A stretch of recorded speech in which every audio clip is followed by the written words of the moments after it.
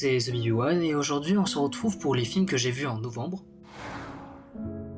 Même concept que pour octobre, donc il n'y aura encore une fois aucun spoiler. Sauf que cette fois-ci, il n'y a pas de classement entre les différents films. De toute façon, je le dis si je le recommande ou pas. Le dernier sera mon préféré. Premier film de la vidéo, il est ultra connu, réalisé par David Fincher. Sûrement le deuxième le plus connu de sa carrière après Fight Club, Seven. Que dire de ce film?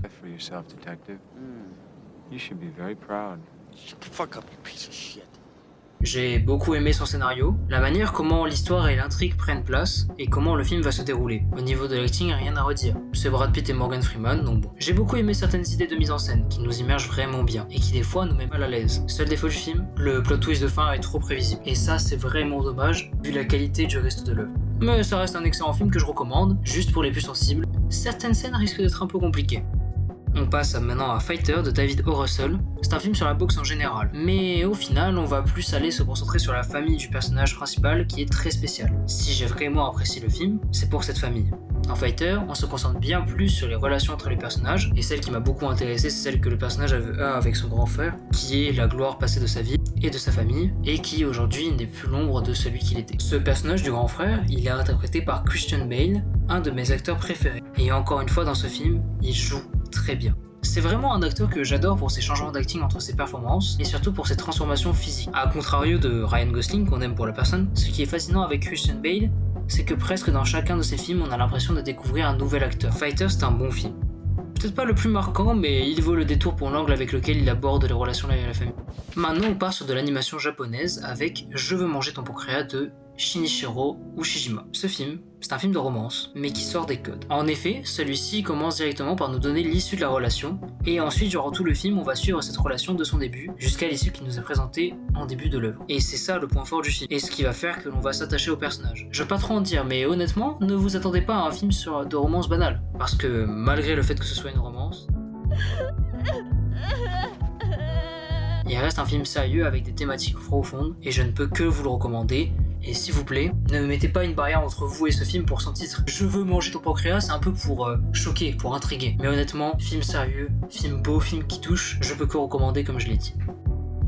On passe à un film qui, de par mes goûts, était peut-être le film parfait. Empire of the Sun. C'est Spielberg à la réal, qui est un de mes réalisateurs préférés, et un acteur principal, Christian Bale. Eh bien, je peux dire que je n'ai pas été déçu. Le film part des souffrances qu'ont subi certains habitants de Shanghai durant la guerre par les Japonais, mais bien plus en se concentrant que sur le point des civils, notamment des Britanniques qui sont venus habiter en Chine.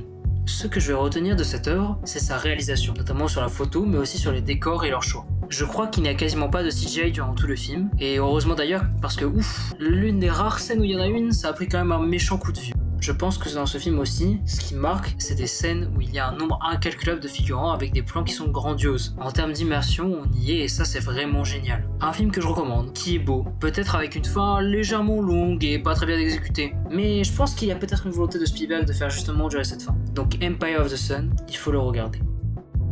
Cette fois-ci, il y a un film français dans la liste, mais pour le coup, il est pas très connu. C'est Simon Werner a disparu de Fabrice Gobert. Honnêtement, c'est un film que j'ai personnellement trouvé pas mal, dans le sens où c'est pas une catastrophe, il y a quand même des propositions dans la réal qui m'ont plu, que ce soit sur la photo, qui est jaune, presque vert clair, ou encore le système de narration qui, bon c'est pas un spoil, mais en gros va prendre la même période et faire passer selon différents points de vue des personnages, ce qui est, encore une fois, je trouve très intéressant. L'acting est pas phénoménal, mais bon, c'est pas non plus horrible. Le film est sympa à regarder, mais honnêtement, j'ai peur de très vite l'oublier, donc je ne recommande pas forcément.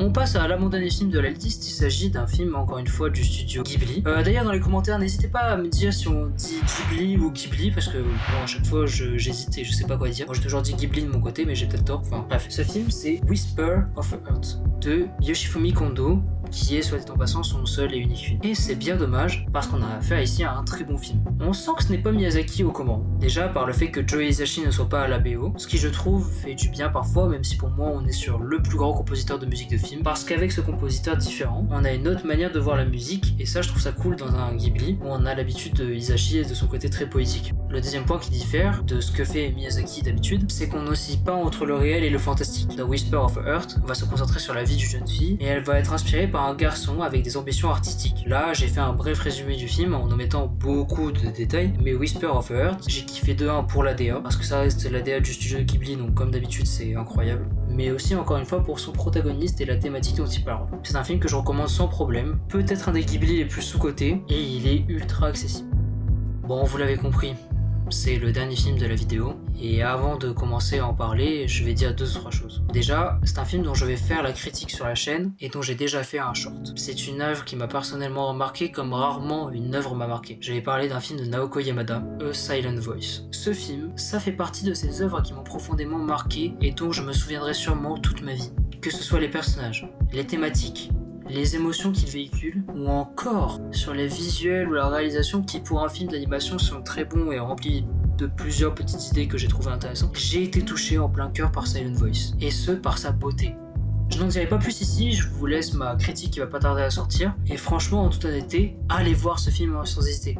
Surtout si vous êtes dans la tranche d'âge, fin collège, lycée, jeune adulte, voire même parents, parce que ce film, il fait comprendre des choses, mais il nous en rappelle aussi certaines, et c'est pour ça que je le recommande, sans aucune hésitation. Ça y est, c'est la fin de cette vidéo. Bon, comme vous l'avez vu, il y a moins de films qu'en octobre. Et d'ailleurs, en écrivant cette vidéo, je me suis rendu compte d'un truc, c'est que j'ai vu quand même pas mal de films japonais. Et ça reste toujours aussi incroyable, hein. Je pense que c'est l'un de mes cinémas préférés. Bon, n'hésitez pas à me dire ce que vous en avez pensé comme d'habitude. Mettez-moi dans les commentaires vos avis sur les films que j'ai notés. S'il y en a beaucoup que vous avez vu de votre côté pendant le mois qui vous ont vraiment marqué, histoire qu'il y ait un échange et qu'on puisse en discuter, ça pourrait être vraiment cool. N'hésitez pas à liker si vous avez kiffé et à vous abonner pour ne rien rater des futures vidéos.